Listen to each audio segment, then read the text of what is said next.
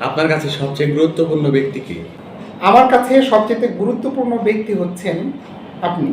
অর্থাৎ আমার বর্তমানে কাছে যে আছে সে হচ্ছে সবচেয়ে গুরুত্বপূর্ণ ব্যক্তি। তার সমস্যার সমাধান করাই হচ্ছে আমার মেইন উদ্দেশ্য। আপনার কাছে সবচেয়ে গুরুত্বপূর্ণ কাজ কি?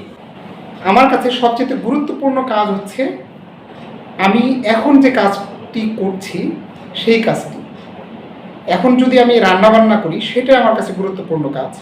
এখন যদি আমি পড়ালেখা করি সেটাই আমার কাছে গুরুত্বপূর্ণ কাজ। এখন যদি আমি দৌড়াই সেটাই আমার গুরুত্বপূর্ণ কাজ। আপনার কাছে সবচেয়ে গুরুত্বপূর্ণ সময় কোনটা?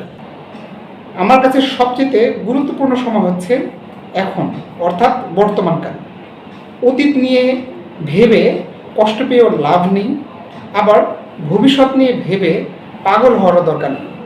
আমার কাছে সর্বোৎকৃষ্ট সময়, সবচেয়ে গুরুত্বপূর্ণ সময় হচ্ছে এখন, অর্থাৎ বর্তমান। এই বর্তমানকে কাজে লাগিয়ে আমাদেরকে এগিয়ে যেতে হবে।